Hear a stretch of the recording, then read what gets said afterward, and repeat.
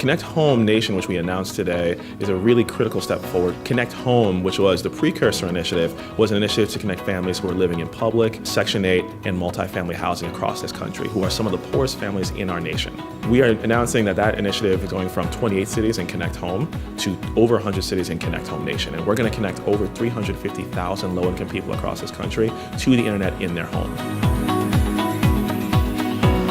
So there's this need that exists right now to ensure that we don't have higher rates of exclusion that lead to people being offline for a variety of very important things. So everyone on needs to continue this work because we've got to solve this digital divide problem.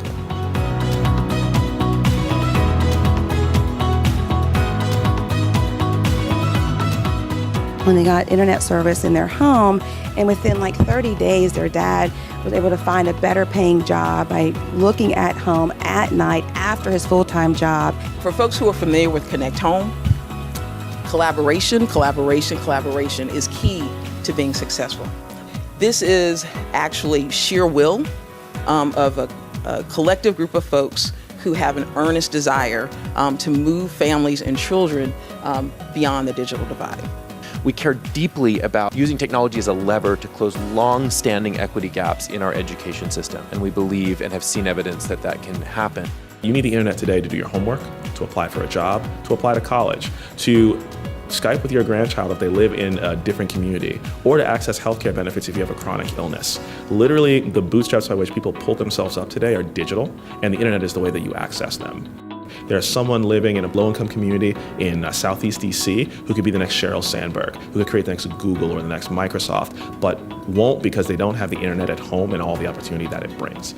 For older adults who have mobility limitations, who can't drive anymore, there's telemedicine, there's going to be huge advances there, but also just social isolation, the ability to have Skype and be able to stay connected with their friends and family even when they're physically limited, I think is huge. There are kids that cannot break the trajectory of underachievement in education simply because they cannot submit their homework online. The internet at home is the next great equalizer.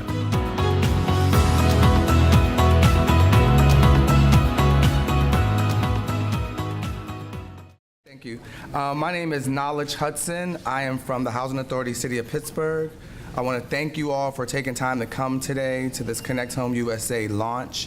I also want to first thank Christine, Etha, Beverly, Zach. We've all been working together diligently since around July to like put this public-private partnership together. So unfortunately, we don't have a video. I will be introducing, we have some technical difficulties, right? Digital inclusion difficulties sort of go together sometimes. So, but basically, Connect Homes USA is a public-private partnerships between this housing authorities and, stakeholders such as Best Buy, pardon me, refurbishers, people who are doing great things in the city around increasing the awareness of trainings of, dang, I don't know why I'm getting so caught up right now, maybe because there's no video. So basically we're trying to increase the access to the internet. We are also trying to increase the ability to use the internet for education purposes, employment purposes, and things like that. So Kurt is gonna tell you a little bit about it instead of the video, so I'm just gonna introduce him with a little audible. I'm gonna bring in Kurt from Everyone On, which is the nonprofit organization that helps us do this work. All right, come on, Kurt. Great, thank you very much. No problem. Great, thank you, Knowledge. Hey, good morning, everyone. Got an actual beautiful day in Pittsburgh. It's really nice. I'd like to take credit for bringing that here from New Jersey, even though we're about the same. So as was mentioned, my name is Kurt Peluso. I'm with Everyone On. We are the nonprofit lead for ConnectHome USA. We started, just a little background about us and who we are. Everyone On is nonprofit. We're a 501c3 based in Washington, D.C., and we focus on closing the digital divide. We're agnostic. We work with every single ISP. We take no federal funding, and we pay for ourselves. So it's also great that all the communities we partner with, there's no fees that we put on you guys either. So feel free to utilize us as much as you want. To date, we started in 2012, and we have connected over 500,000 individuals. When we partnered with HUD, we started focusing more on housing authorities. We did in 2015, I don't know if Matt, so here's a little bit about us, kind of who we are. And if we can go to the next slide. So in 2015, we launched ConnectHome in partner with then Secretary Castro under the Obama administration, and we did it in 28 different cities. You can see 27 cities and 1 tribal nation, and it's throughout the nation, but mostly we saw a lot of activity more in the Northeast, a lot of interest there. What we did in this pilot thing is we focused on working with different housing authorities, different mayors, different nonprofits, and we had a lot of success with it. And the approaches each city took was drastically different. I can't tell you that Newark and Fresno State did anything alike, or that Seattle and Charlotte did much alike. It was very widely different, and that's what we like to see, because there should be a lot of uniqueness with the different cities. We had some cities where the elected officials were very involved. We had some cities where the elected officials weren't involved at all. So it really depends on their leadership. We saw a lot, and I will say this though, when the elected officials are involved, we do see a lot more success. Mayor Ross Baraka in the city of Newark, New Jersey, is phenomenal and did a lot of work, and is right now not just connected probably about 10,000 individuals in under a year, and he's going to probably do another 30,000 by the end of this year. Just a really gung-ho individual. It's also a lot of focus on the nonprofits. I did see My Brother's Keeper was on the list here. We did a lot of work with My Brother's Keeper in a lot of these different cities where they were located. Local YMCA's, Boys and Girls Club. So a lot of stuff that Pittsburgh can do is work with your elected officials, work with your nonprofits, really expand the amount of people you bring in, and it also brings in a lot more resources as well. If we can just go to the next slide. So that's what the next step is. So with the success we had in 2015, we now have 35, I believe approximately 35 new enrollees for this year, for 2018, including Allegheny County and Pittsburgh, which are you guys, which we're really excited about. Yeah, we got a round of applause. Welcome up. Our goal is to get to 100 housing authorities by 2020. And what we do is, once you're part of this network, it's not like you do a little bit and then you're gone. You're still within the cohort, and we still provide resources. Some of those resources are not just connectivity through different ISPs, and the ISPs are up to the choice of the housing authorities and the individuals that are there, but also with digital literacy. So we have some great partners with ABC Mouth for some of the younger kids, College Board, which focus on SAT training. We have and a few others that will come in and kind of help you as well. So feel free to utilize our resources. If you go to ConnectHomeUSA.org, you'll see different links to all the different resources that are available. I'll be over here with a lot of cards, so feel free to grab a business card and connect with me. We're looking forward to getting together and getting the city connected. Thank you very much. Thank you very much. So we're going to hear some official remarks from our county executive around this great initiative. So I'd like to introduce County Exec Rich Fitzgerald. Thanks, Knowledge. And this is a great initiative. I really want to congratulate everybody involved. I'm glad to see the City Housing Authority and County Housing Authority, which do work together on a lot of initiatives, but this is one of the most important ones I think we can provide for the folks in our community. And you're going to hear from Frank Agazia, our director, in a little bit. So Frank's working very hard to make sure we are connecting folks throughout the community. I'm in my 7th year as county executive, and in my very first year, the amount of people that applied for our jobs online in the county and county workforce was 0. Last year, it was 100%. 100% of the people that we hired in Allegheny County government applied online. 90% of the people in America over the last 2 years have applied and researched online. So if people aren't connected, they're not connected to opportunities, not just connected to the internet. So, and you can go down the list on researching the kind of jobs that are out there, the kind of training that is out there. Kids who have to do their homework, more and more of the folks who've got to be successful in school have got to be connected online. So it starts at a very early age, but it really goes all the way throughout the spectrum. And we've got to make sure that everybody is connected. You know, we're excited about our opportunity for Amazon, right? You hear that word a lot. Yeah, Amazon, Amazon, Amazon. No disrespect to our New Jersey people, but I don't know if Newark's going to make it. It's okay. We'll work on it. But the one thing that we have put in our bid that I can't say publicly for all of our folks in the media, but it's about a future forged for all. And if it's going to be for all, meaning if it's going to be for the opportunities of not just a PhD, in software engineering, but for that kid with the GED to take the mayor's line that he uses a lot, we've got to make sure that we're connecting people to the information and the knowledge that they have to have. And that's what we're going to make sure we do for folks in our housing authority communities, our public housing, and really everybody in this region we've got to do. So thank all of you for participating. You know, our friends in the corporate community, our friends in the foundation community, obviously our great library system that we have throughout the region is very, very important. So I want to thank everybody for participating, and let's make sure we connect everybody and provide the opportunities for people in this region. Thank you.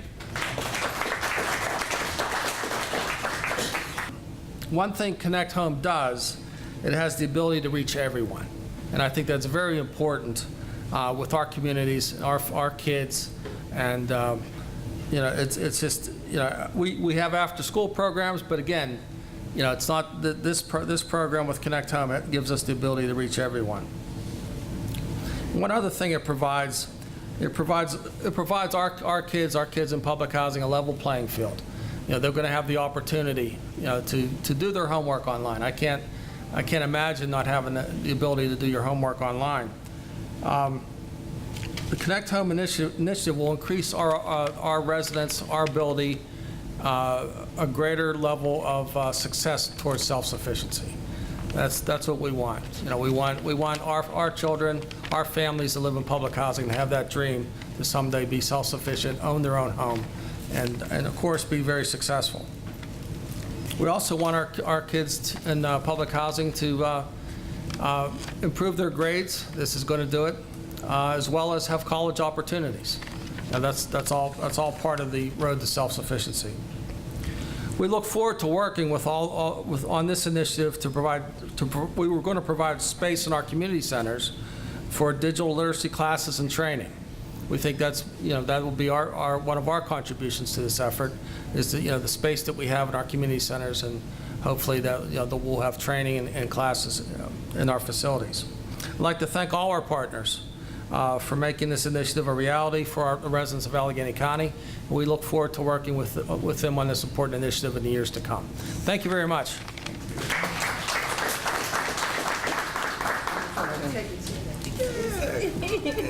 I didn't want to.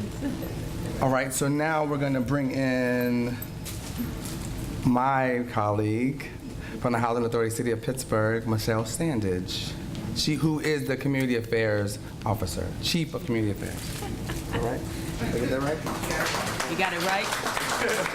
Is that, when I caught that, was that on camera? Because I'm going to try out for the Steelers. Just, you can cut it? Okay. Greetings, everybody. I bring you warm greetings from the Housing Authority City of Pittsburgh. On behalf of my Executive Director, Castor D. Binion, our residents and our staff are very, very excited about what's happening today, as well as the journey that we're on. I need to tell you that I have a little bit of a cold, but I'm not going to connect that with you. I'm just going to talk about connecting homes.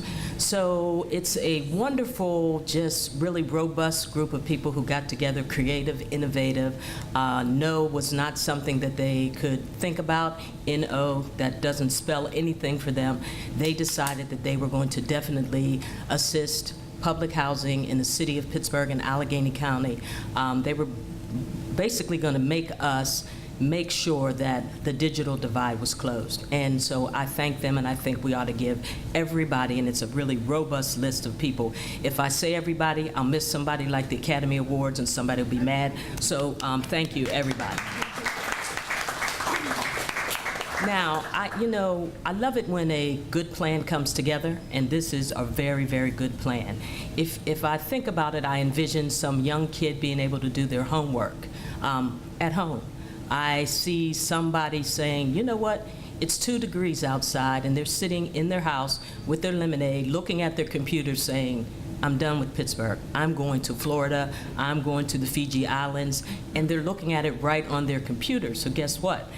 They get online, they find a job, they apply for the job, they get the job. they buy the tickets online. And guess what? Fortunately for them, maybe unfortunately for us, they move and they start off with a new career in life. So the internet has just a wealth of opportunities and things, and so we're just very, very glad to be a part of it. There's a recipe piece, you know, that you can do with the internet also, and I see a couple of public housing greats in the back who could share a recipe right now with me as it relates to, yes, she's shaking her head, as it relates to her fried chicken or even her steak, Miss Valerie. But of course, they may not do that on the internet, but there are other ways to get their recipes, like Facebook and Snapchat and, you know, Instagram and all that other good stuff. And inevitably, I can find out exactly when they're making those things. And ironically, I just happen to show up in the vicinity where they live. So I peeped my whole card. I'm telling everybody I'm going to try out for the Steelers, and I may stop over and get some fried chicken from Miss Gail. The residents of public housing are here. We are excited, very, very excited about this opportunity. We look forward to it, and all I can say is it's a beautiful day in the neighborhood of Pittsburgh, of Allegheny County, and the world as it relates to internet connection. I'm going to connect myself to my seat. Strap yourselves in, because this is going to be an awesome opportunity and ride for everybody. Thank you, and I'll see you on the internet, www.hacp.org. Thanks.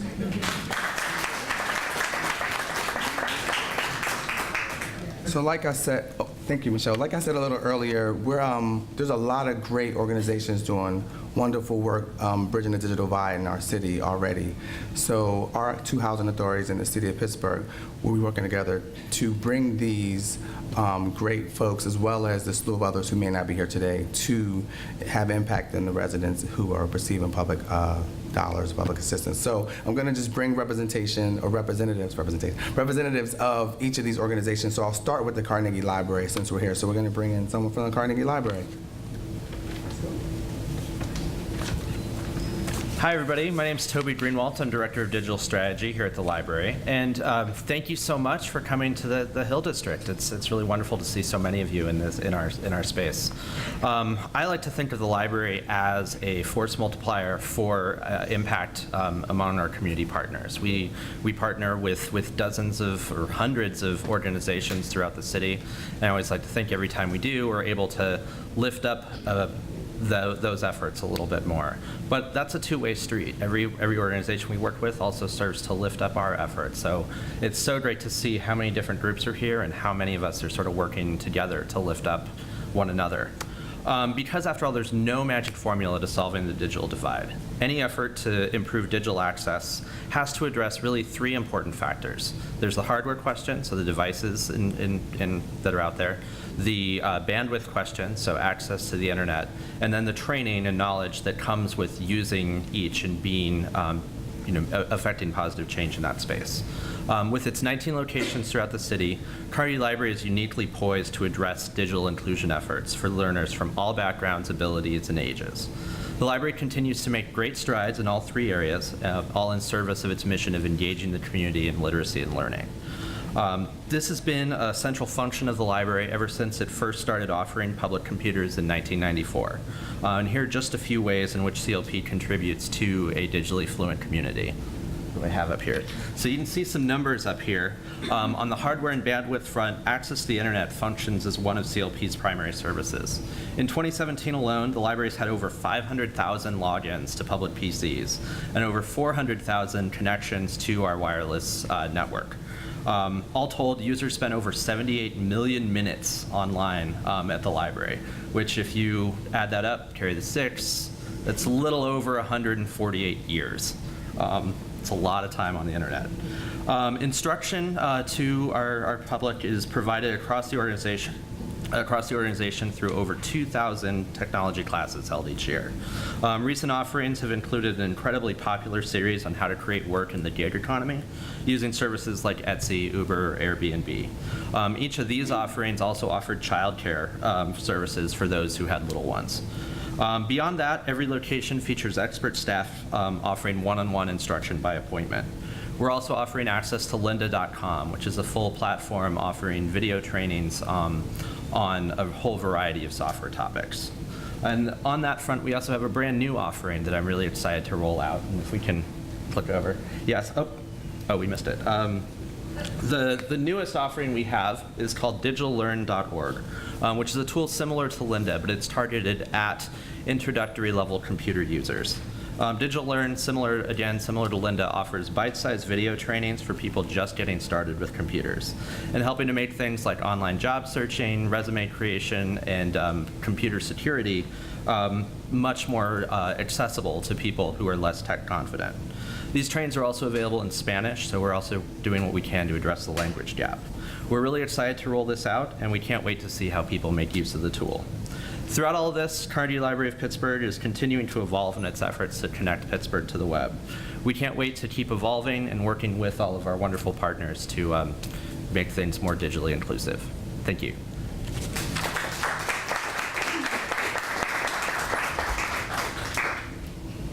Thank you very much. It's great stuff going on at the library, right? So, what is that? What? Maybe that's not. I don't know. It's connected, I guess. So I was like, what is this noise? This comedy. So we're going to bring up our mayor, William Peduto, is going to give us a few remarks. So we're going to, with no further ado, here's the mayor. Thanks, Knowledge. One of the greatest challenges that we're going to face over these next 10 years is not going to be based on economic development or jobs or any of the challenges that we had before. You know, we used to export young people like we exported steel because there was no opportunity for them here. But the challenge we're going to face is whether or not we have a city that can provide these jobs for everyone. Whether or not we have the ability at a very young age to start to prepare our children for the jobs of tomorrow, and at the same time to be able to work so that people have the opportunity to have a shot at getting these jobs. We have to build the bridge in the city of bridges, and we realize that part of the divide that we have is a digital divide. It divides us like the hills and the rivers divide us. And unless we're proactive in going after and finding those that are not a part of this, unless we're active in making sure that we have a proactive inclusionary vision for the city, they're never going to have a shot. So ConnectHome is a good opportunity for us to be one of 30 cities in this country that will have that opportunity to make sure those with the greatest need are those that we are providing that access toward. Through our housing authority and through the work of making sure that everyone in the community has the opportunity to be connected to the world, we have that opportunity to begin that critical work. It's part of the solution. It's not the solution, but it's a critical part, because without it, there is no connection to it.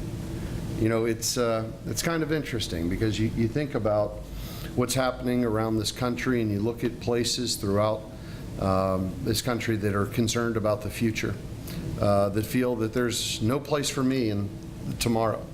And you see those same areas, whether it's in West Virginia, Fayette County, or Homewood, as those that have been left behind in the connection to technology.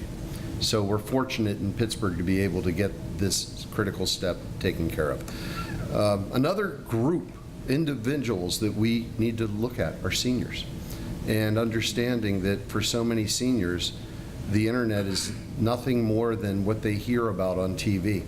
And when they talk about, click here to get more information about your prescription, or click here in order to get the special sale that we're having, there's nowhere for them to click.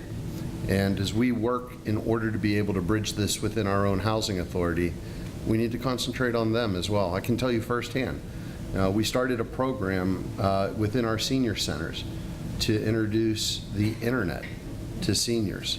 And I was in Greenfield 2 years ago, and the room was filled.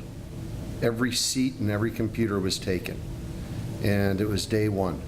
And I went in and I asked, for how many of you is this your first day of being able to get online? And every single person raised their hand. Imagine that. Imagine that world that you're being given. And then imagine how ConnectHome is going to be able to do it for those that need it the most in Pittsburgh.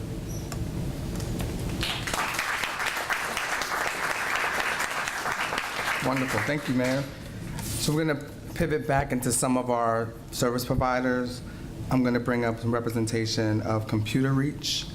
And Computer Reach is doing some great work. They actually introduced this idea to us, so we want to thank them for coming to the city and coming to the housing authorities for letting us know about this opportunity. So, no further ado. Thank you, Knowledge. Thank you, Mayor. Thank you, Rich Fitzgerald. 2 years we've been working to get the ConnectHome project in Pittsburgh. Went to Washington, D.C. during the Castro administration or the Obama administration. They finally got accepted in Allegheny County and Westmoreland County as well, and the city of Pittsburgh, so congratulations. We're Computer Reach. We're a recycler and a digital literacy training company here in Pittsburgh. We're located in Point Breeze.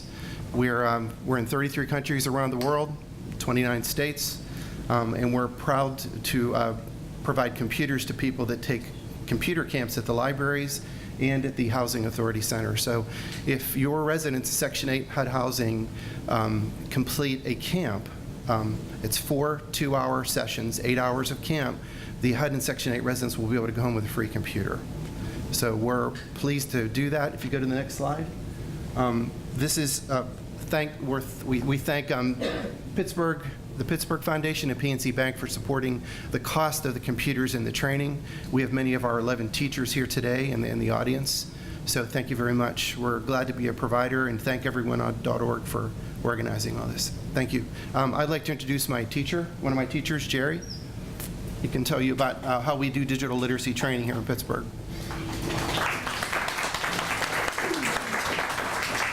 Hello. I'm normally not in front of a microphone. I'm normally behind a microphone. I'm a retired engineer from WQED. I just started working for Dave not too long ago. Some people here I actually put microphones on. But basically there's about 11 teachers. Most all of us are retired. Some people still work in the library system.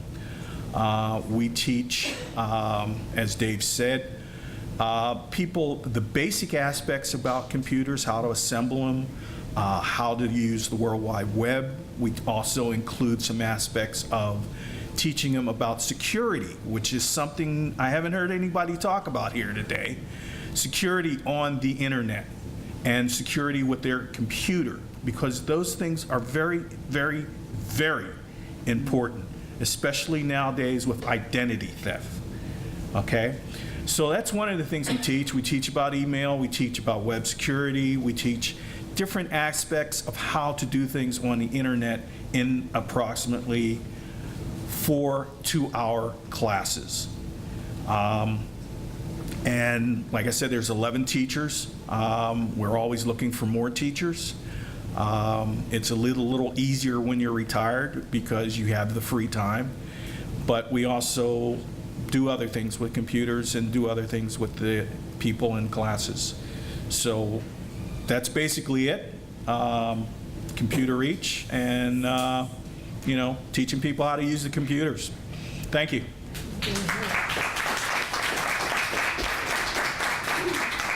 Thank you very much. So now I'm going to bring up some representation from Comcast, who's also doing some wonderful work. Please come right up, guys.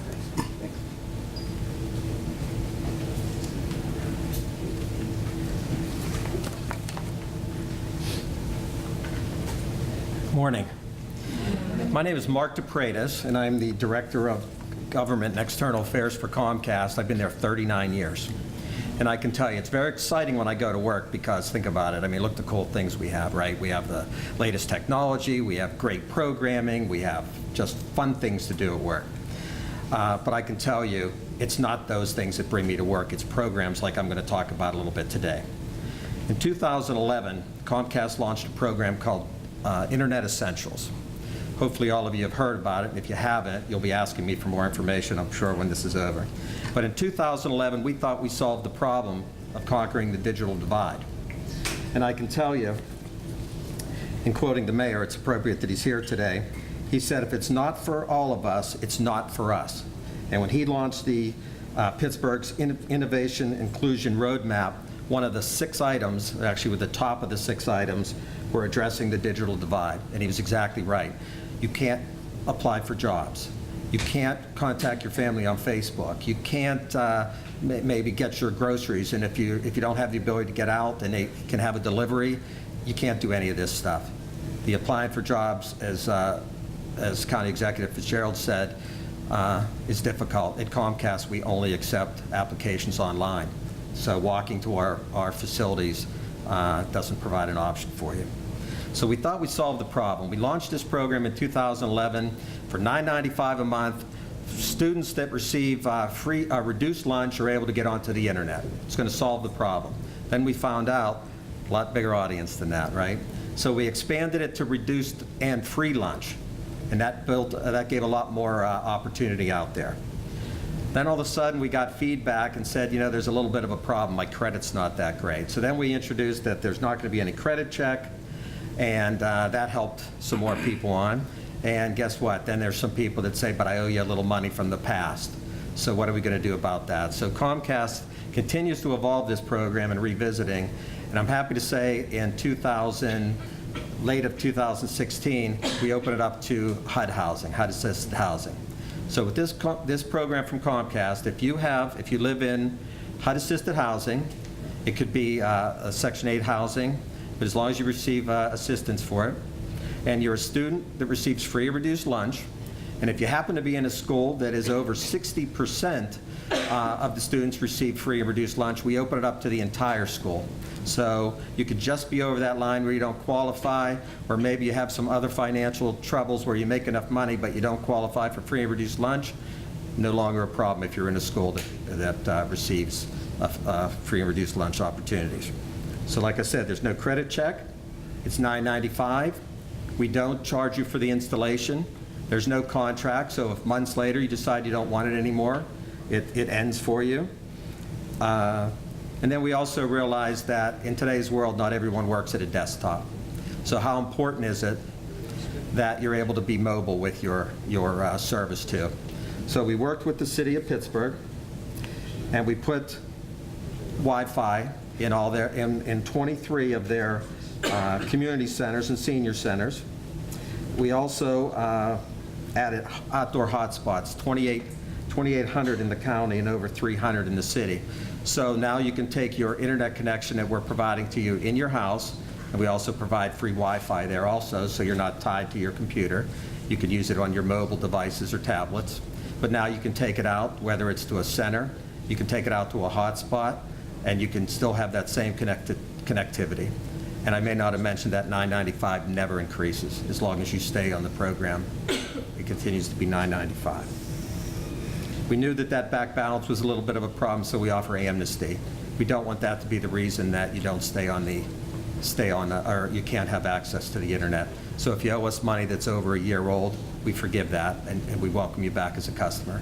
You don't have to have our phone and our TV service in order to obtain the internet. You can be a standalone internet service customer also. When I mentioned about the hotspots, we have 18 million of them. We serve 38 states. So if you have Internet Essentials here in Pittsburgh and you go to visit family somewhere else, if it's a Comcast area, you have access to those hotspots too. So it takes you not only out of your home or out into the city, but into other cities too. So we're very excited about this program. I left some materials outside, and that's another thing. We provide free training. We work with partners, like Knowledge said earlier. It has to be a partnership. So we've met with the Housing Authority to see what we can do. We've met with the library associations and some of our nonprofit partners to offer free training, as well as it's free online training too. So it's a great program. We provide the materials that you can see out there to your organizations for free. And we're very proud of this program, and if you need more information about it, we're always available and excited to talk about it. So, thanks. Thank you so much. We have a few more folks who are doing some awesome work that are here, so I'm going to bring up a representative from My Brother's Keeper. My man, come on up. How you doing? Thank you, Knowledge, and thank you all for being here. My name is Josiah Gilliam, and I work for an organization called the Homewood Children's Village, and since 2016 have been honored and indeed thrilled to serve in the capacity as program manager for the My Brother's Keeper initiative. And that's what I'm here to talk to you about today, because as you hear the mayor say, the city of Bridges needs to build bridges. So it's important to, I think, highlight examples where that function is embodied. And I'm happy that leadership is so clear about this in their messaging, because what the work that I like to do with the kids, not only in Homewood but around this region, is be practical with what it is that we're trying to tell them and the kind of experiences that we're bringing forward for the benefit to their lived experience. The My Brother's Keeper initiative was started in the wake of the Trayvon Martin murder by President Obama and the Obama administration. It was a moment for the president, as the first African American president, to simplify and focus the conversation about the opportunity and achievement gaps that have been persistently facing our young people of color. And also, I think, talk about mentoring and mindfulness, because we need to talk about the conditions and the environment that these learning opportunities, that these capacity building opportunities are taking place in. As will no doubt come as no surprise to those of you in this room, it was accepted immediately by both Mayor Peduto and County Executive Fitzgerald, who quote unquote fused their energy, saying that these issues related to equity and inclusion, but also a focus on our young people of color, would be a primary focus of their administrations and crucial for this region to get a good handle on, because if we're talking about Pittsburgh being a Pittsburgh for all, and if we're talking about not just the idea of equity, but the process of it, we need to make salient connections to the people that we're ultimately talking about. This whole conversation to me is future focused, and if Pittsburgh is the city that we think that it is and we're living in it now, then our kids simply are that future, and we don't need to go any further than them. And so bringing the very best of them is all that we're required and indeed asked to do. Last year, we were asked to take a focus on digital literacy, because while there are 6 goal areas within MBK, Goal 5 is related to career attainment, and the digital divide is a persistent issue that in a lot of ways inhibits the kind of not only creativity, but the connections to the workforce that is both present and coming for our young people. But we wanted to see what we could do to take advantage of all the work that's already being done, because as this room is a perfect testimony, there's excellent work being done at different levels in our corporate community, in our foundation community, in our nonprofit community, and even in our governments.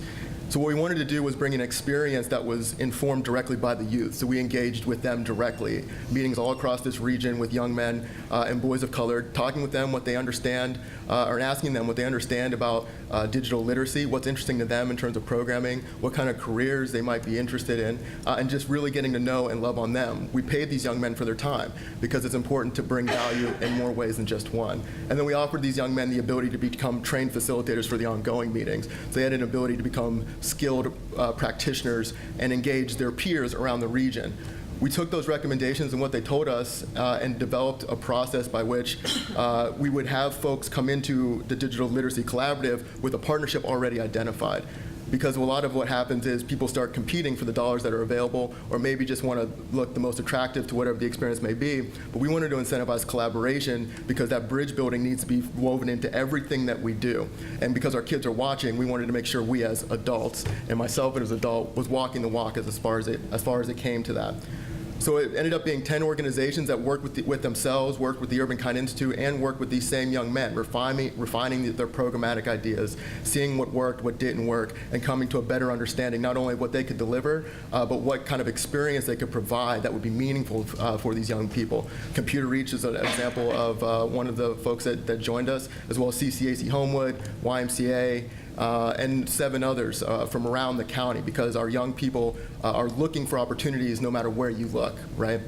The one example I wanted to bring to you, I wanted to give you 2 examples. The first was from CCAC Homewood and the YMCA Lighthouse Project, which is also in Homewood. They came together, and their idea was, look, we have a lot of kids that are interested in digital literacy, but they're also interested in music. They're interested in making beats and learning how to record sessions. They're interested in podcasting. They're interested in making videos. They're interested in the things that they see on YouTube and online. Why don't we put together a course where they can learn the fundamentals of digital literacy in the context of music and get 3 credits for their time? All they have to do is pay $25 to get the industry-leading curriculum, and they get 3 credits for just completing the experience, which really is spending 2 hours every other Saturday with folks that love them and their own peers, learning about things that they're passionate about, and I think that's pretty cool. The last example I'd like to leave with you is something that we found in the community of Garfield. Coach Jones, they work with a lot of youth there in the football program, and they realized that they needed to take a different approach because they didn't have these institutional setups to, say, perhaps provide an accredited experience. They put together an experience understanding what their youth were telling them that taught basics, how to write emails, how to connect simply, what these platforms are, how to sign up, and how it fits into the portfolio of skill set or the portfolio of skills and capacity that you need to engage with the workforce that exists today, to engage with your peers, but engage with your parents, with your teachers, and with the adults in your lives that can provide greater opportunity. So My Brother's Keeper is alive and well here in Pittsburgh, and it's because of the efforts of all the folks that have been involved. And we couldn't do the work if it wasn't for everyone at the table that brings their best. So I appreciate having the opportunity to speak, not only in this manner, but to participate in this conversation, because at a certain point, it's time to talk about what we're all really talking about. And if we can be practical in what we're bringing to our young people and put our best intentions and efforts forward, then nothing will be withheld from us. I'm of the opinion that it's the best time ever to be living in Pittsburgh. I think that this room is an example of why that's the case, and I'm excited to be working for you for the future for Pittsburgh for all. Thank you.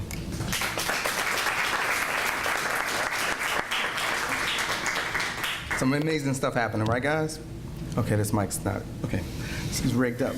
So now I'm gonna bring some folks from Phase 4 Best Buy Teen Tech.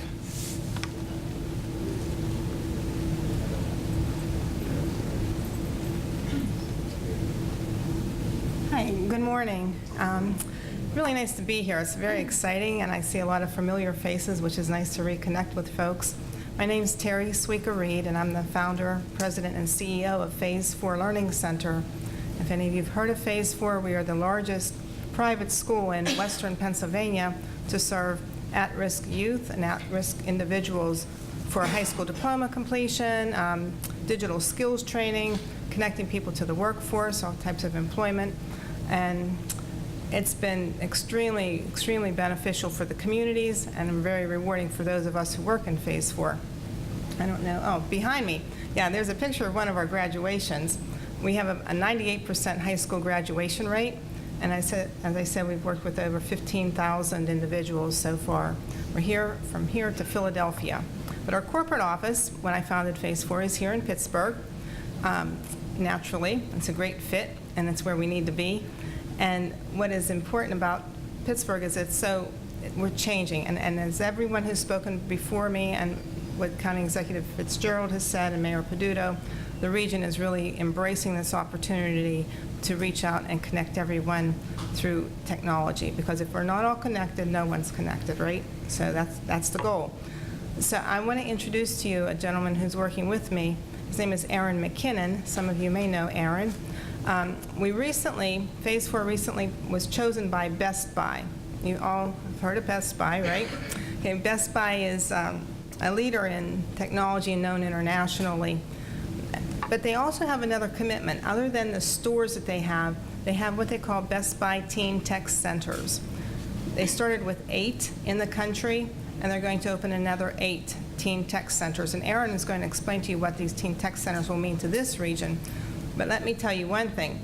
Just like so many other companies and businesses from around the world choose Pittsburgh as a hub, as a main area, Best Buy chose Phase 4 and Pittsburgh for their only Teen Tech Center in Pennsylvania.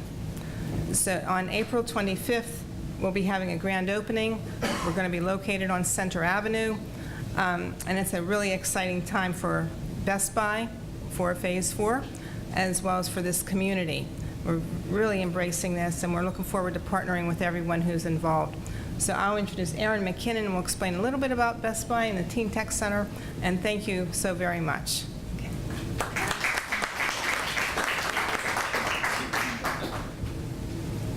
Hello, everybody. As Ms. Terry said, my name is Arwen McKinnon. I'm the coordinator of the Best Buy Teen Tech Center. I'll try not to ramble, as I tend to do when I talk about things I really like. All right, so the Best Buy Teen Tech Center is an after-school program. It's multimedia technology, where young people have an opportunity to come, establish confidence, build technological fluency, work on projects with the help of adult mentors, in the field.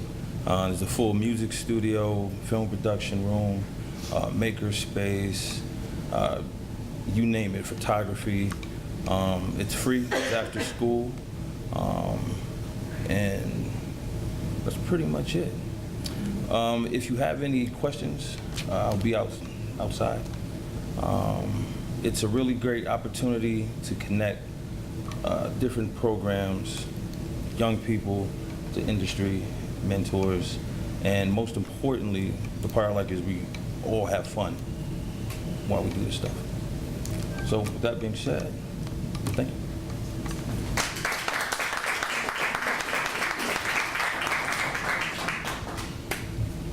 Dabbing right back in. All right, so now I'm gonna bring some folks from MetaMesh, who I must say are some good friends of mine. So come on up, guys.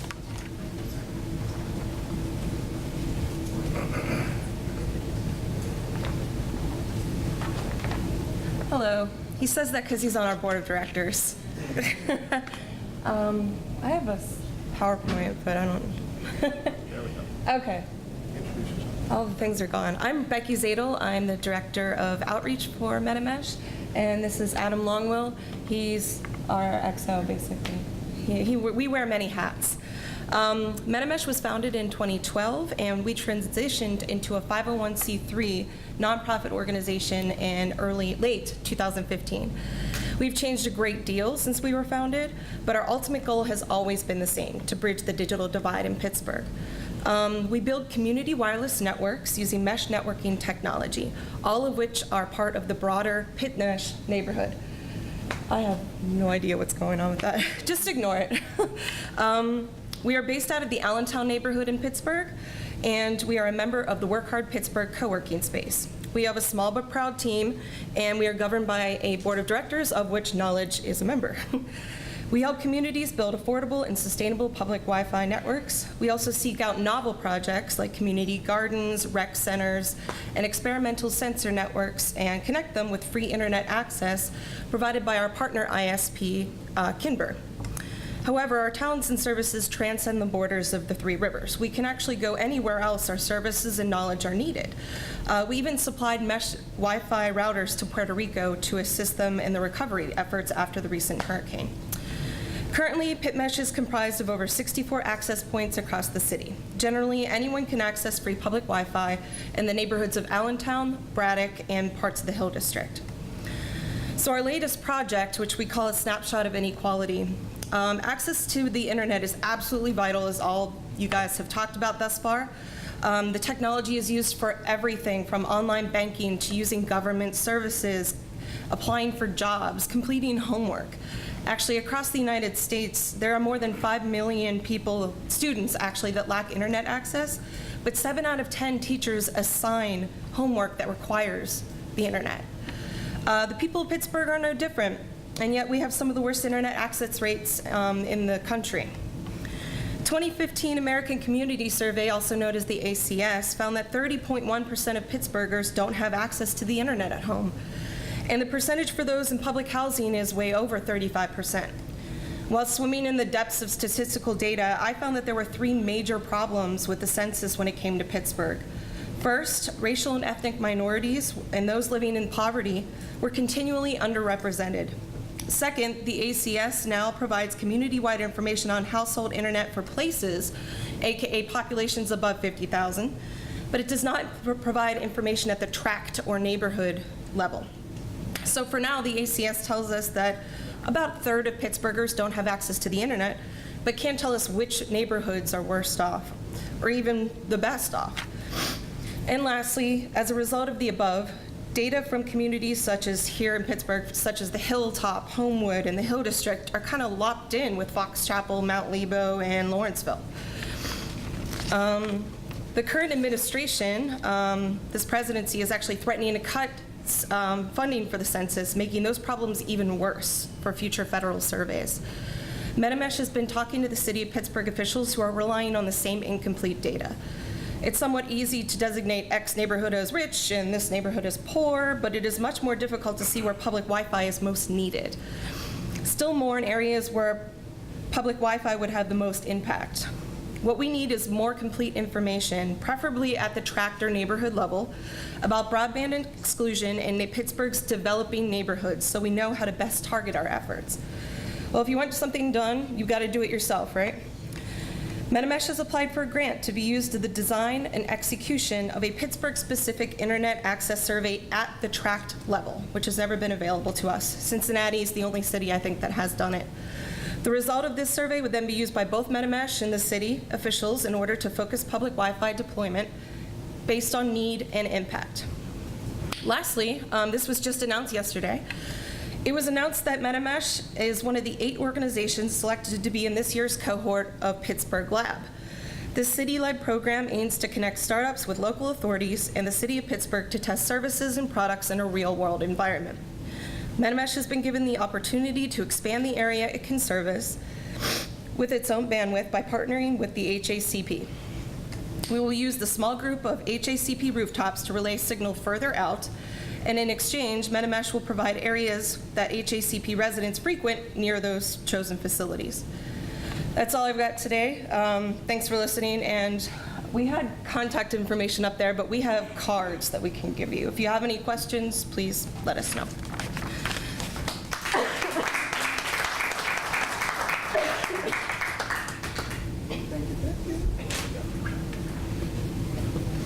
We're rolling.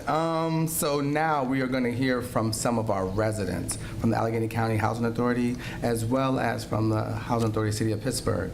However, before that, I wanted to remind you all to fill out those needs cards, because we're really trying to do some great work. As you've heard all the things that are happening, and we just want to make sure that we hear from those of you who are here so that we can try to address those needs as well. So I'm first going to bring up Minister Arwen Harris, who is a resident. He's going to share some things with you. I'm going to say something like stuff. What? Say something else? I got you. So good morning to everyone. Good morning. I'm Minister Arwen Harris. I'm the resident of Pleasant Ridge County Housing. I'm a veteran also. I got in the housing department from the VASH program, and helped me out because I was a homeless vet. Now, I heard about this, a brief overview about ConnectHome's internet services, and so, I realized that in our community, our youth really need that. We have a granddaughter who is deaf, born deaf, and she needed some internet services along with the video chat and whatnot, because she also is first in her school from School for the Deaf to attend Bidwell Training Center. So she's opening up the avenues for that. But there are kids in the neighborhood that have nothing to do. As it was said to the earlier presentation, that they need something to do. They need programs. They need internet service. So that way they can learn about society in general and their future. Jobs, education, college, and many other opportunities. So I just, thank you for coming together as a group and as the city and county to open up the avenues for these young people, because when I grew up, only one that had cell phones and pagers were doctors, lawyers, and business people. We had, there was, remember the old, well, some of you are younger than me, but I remember when the phone booths and the 10 cent and all that and the newspaper routes. But now technology has moved forward. And now we need to help our young people in these communities, like Pleasant Ridge and many others, to advance. These young people are our future. Thank you.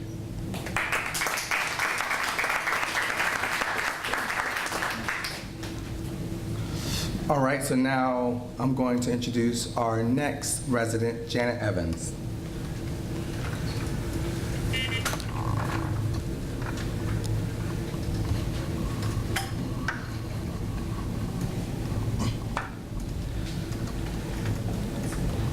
Punch. There we go.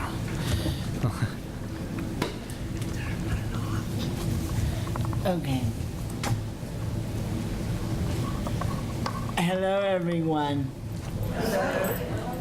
I'm excited for ConnectHome USA. When I heard about the program and they asked me to speak, I said, yes, I will. And that's why I'm here today.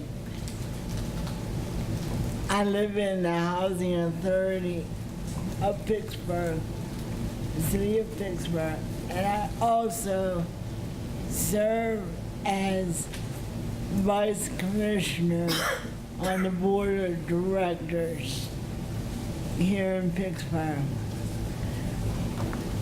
What this opportunity brings to the housing authorities is connectability, not only to all the residents, but also people with disabilities, especially the hearing impaired or people like myself. I mean, we need more Wi-Fi. Like when MetaMesh, I'm gonna meet with them later. I mean, that's all we hear. We need Wi-Fi, more Wi-Fi in the high rises. And Comcast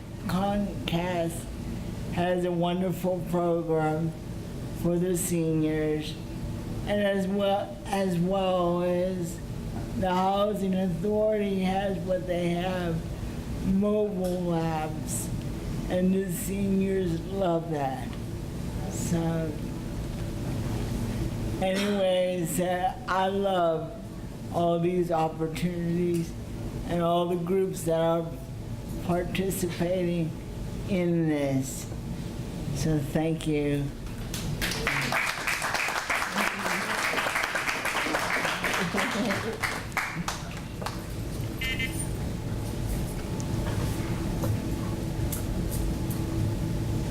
It takes a second. Take your time.